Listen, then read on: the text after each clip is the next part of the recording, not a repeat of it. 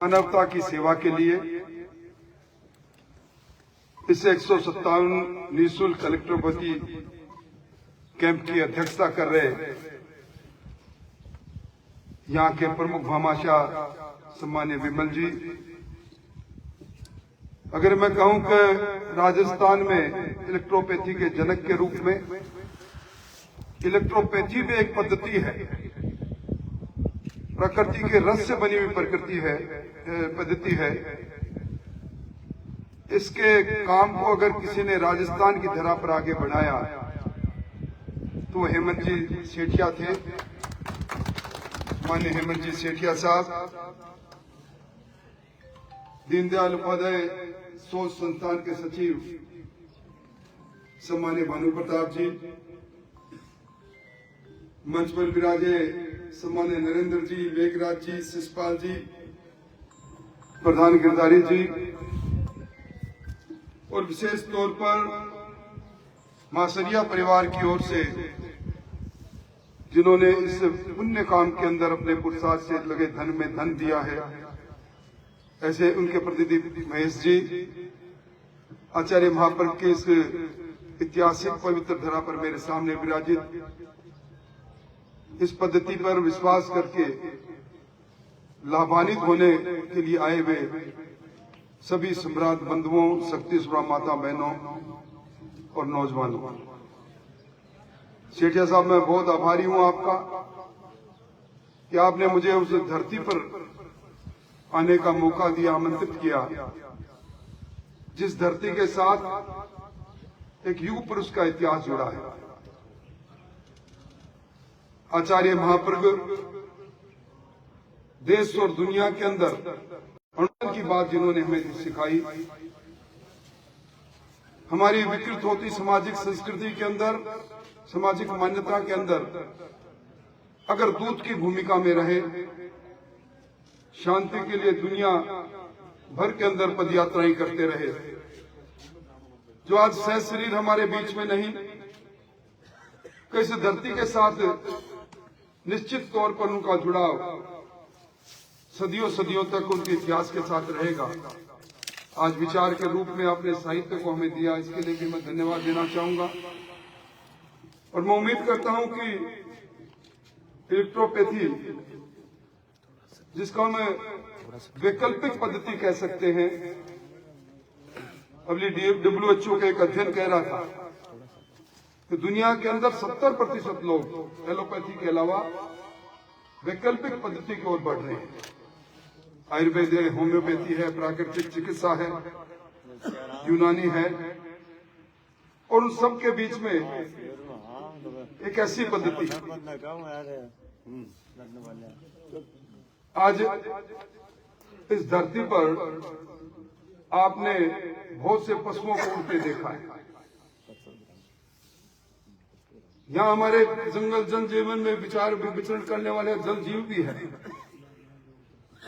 इनकी कौन चिकित्सा करता है? आपने कई बार हमें हमारे पालतू जानवरों को घास चरते देखते हो, घास खाते देखते हो, कई बार कुत्ता भी घास खाता है।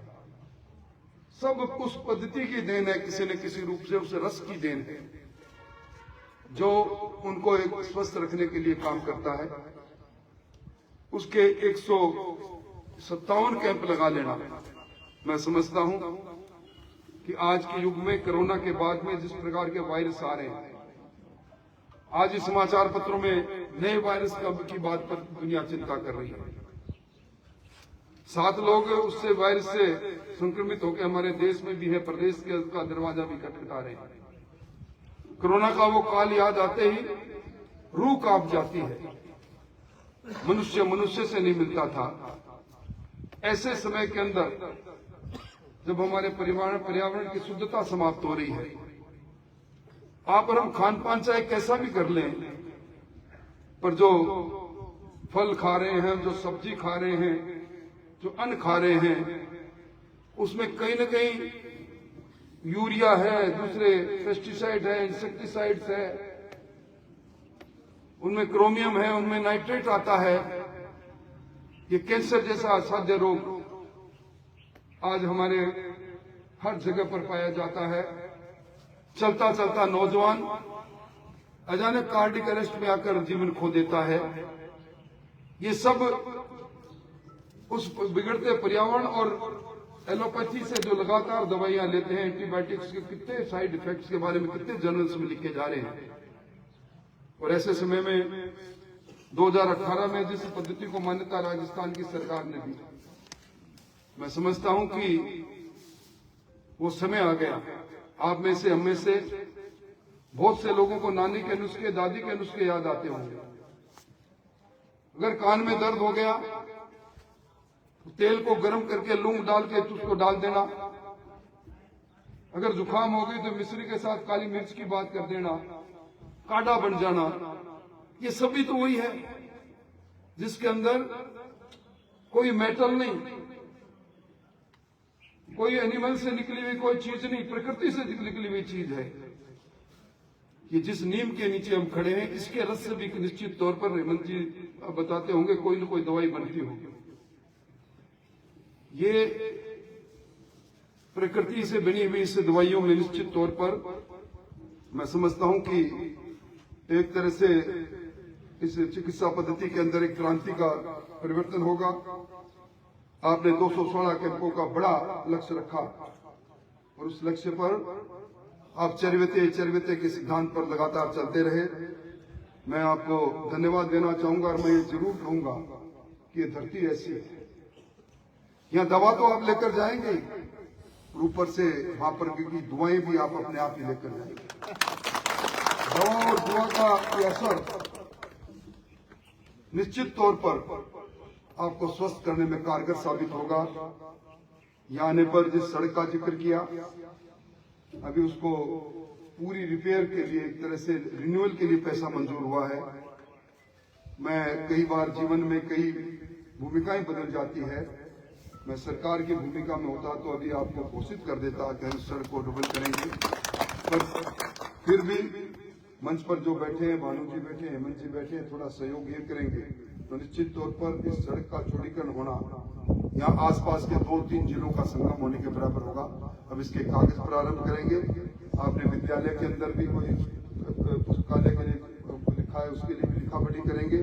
टमकोर के साथ बरसों का संबंध, पहली बार ये सड़क बनी थी। मुझे याद आ रहा है कि महाप्रज्ञ का यहाँ बिहार था, अचानक बात चली कि जहाँ से पधार रहे हैं वहाँ सड़क बहुत खराब है, दूध व खराब है। सड़क हमने उन्हीं एक सप्ताह के अंदर बनाकर तैयार की थी और ये रियाल की सड़क भी बनाएंगे। आपका सद्भाव ही हमारी सबसे बड़ी शक्ति है और सद्भाव में शक्ति भी है, भक्ति भी है।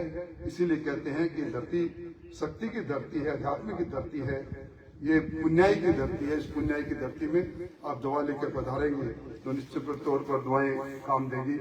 मैं हेमंत जी को, इनकी पूरी टीम को धन्यवाद दूंगा कि आपने इतना पुनीत काम किया है और मैं सीरिया परिवार को धन्यवाद दूंगा। कहते चिड़ी चोंच भर लेगी, नदियां ने घटिया लिए, दान दिए जन्ना घटे, कह गए दास कबीर। आप इसी तरह काम करते रहे। ये मेरा आपके व्यापार को निरंतरता से आगे बढ़ाने का काम करेगी। इस पुनीत पवित्र काम में मुझे बुलाया, इसके लिए बहुत बहुत धन्यवाद। बहुत